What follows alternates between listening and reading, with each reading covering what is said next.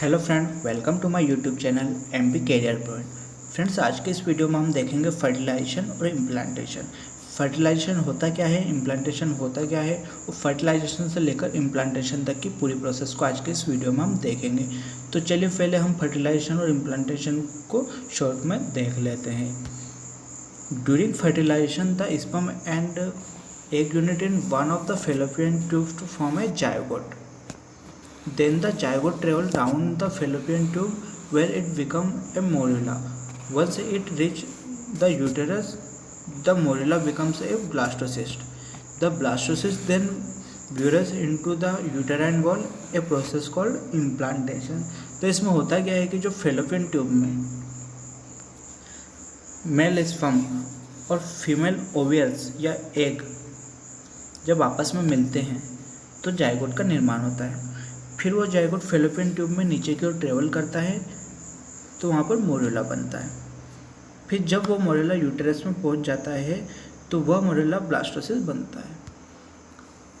फिर जब वो ब्लास्टोसिस यूटेरस की वॉल से जुड़ता है तो इस प्रोसेस को हम इम्प्लांटेशन की प्रोसेस बोलते हैं या इम्प्लांटेशन बोलते हैं। मतलब ब्लास्टोसिस का गर्भाशय की दीवार या बोले तो यूटेरस की वॉल से जुड़ना इम्प्लांटेशन कहलाता है।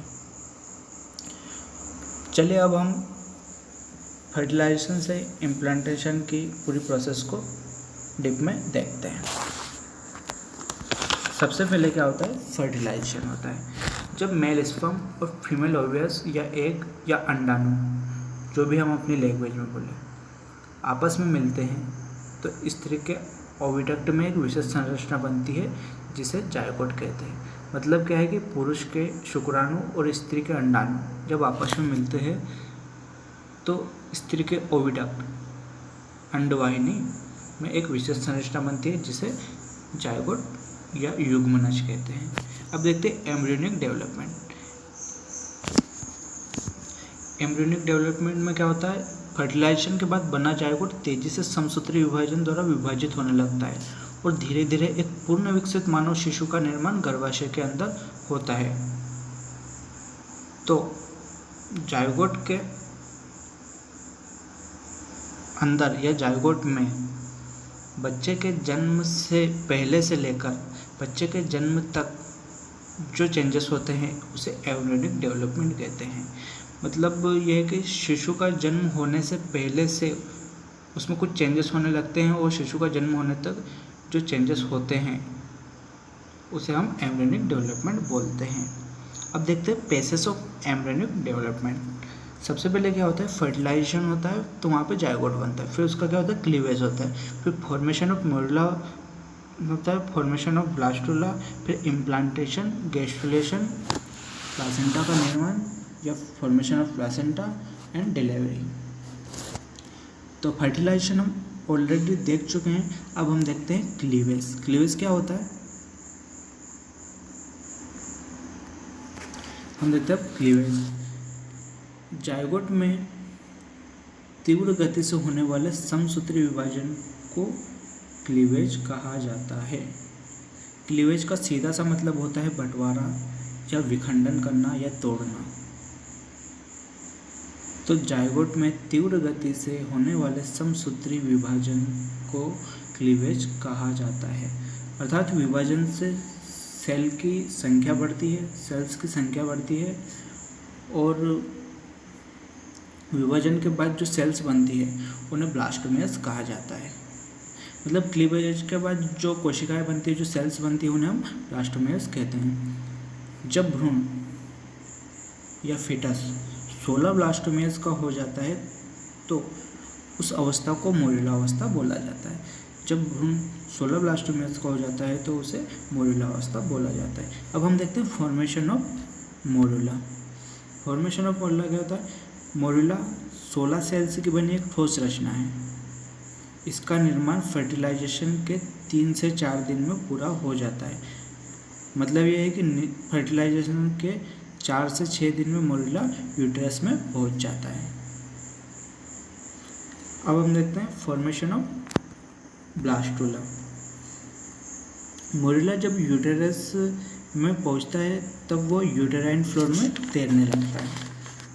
क्या होता है, जब वो यूटेरस में पहुंचता है तो वो यूटेराइन फ्लूइड में तैरने लगता है और 3 से 4 दिन तक न्यूट्रिएंट्स का अवशोषण करता है और इसी अवस्था को ब्लास्टोसिस कहा जाता है। होता क्या है कि जब मोरिल्ला यूटेराइन द्रव में या यूटेराइन फ्लूइड में तैरने लगता है तो 3 से या लगभग 3 दिन तक न्यूट्रिएंट्स का अवशोषण करता है और इसी अवस्था को ब्लास्टोसिस कहते हैं। ब्लास्टोसिस की अवस्था में कोशिका का आउटर पार्ट ट्रोफोब्लास्ट तथा इनर सेल जो होती है उसे इनर सेल मास कहते हैं। तो दूसरे सप्ताह के अंत से 2 माह तक ये भ्रूण कहलाता है और उसके बाद गर्भ कहते हैं। अब हम देखते हैं इम्प्लांटेशन। ब्लास्टोसिस के यूटेरस की दीवार से जुड़ने को इम्प्लांटेशन कहा जाता है। मतलब ब्लास्टोसिस जब यूटेरस की वॉल से जुड़ता है तो उसे ही इम्प्लांटेशन कहते हैं। यह क्रिया फर्टिलाइजेशन के 7 से 8 दिन बाद होती है। इसका भ्रूणी सिरा मतलब फिटल टिप यूटेरस में पतला होकर धीरे धीरे गायब होने लगता है। फीटस का एम्ब्रियोनिक एंड यूटेरस के एंड्रोमेट्रियम में धंस जाता है तो यह भ्रूण को चारों ओर से घेर लेता है। होता क्या है कि जब भ्रूण का एम्ब्रियोनिक एंड गर्भाशय के एंड्रोमेट्रियम में धंस जाता है तो एक भ्रूण को चारों ओर से घेर लेता है। मतलब ब्लास्टोसिस गर्भाशय की दीवार से जुड़ता है और यहीं से गर्भाशय की दीवार से प्लेसेंटा का फॉर्मेशन होने लगता है। तो फ्रेंड्स, आज की इस वीडियो में हमने देखा फर्टिलाइजेशन से लेकर इम्प्लांटेशन तक की पूरी प्रोसेस। अगले वीडियो में हम देखेंगे फॉर्मेशन ऑफ प्लेसेंटा। अगर आपको हमारा वीडियो अच्छा लगा तो हमारे वीडियो को लाइक करें और हमारे चैनल को सब्सक्राइब करें। Thank you.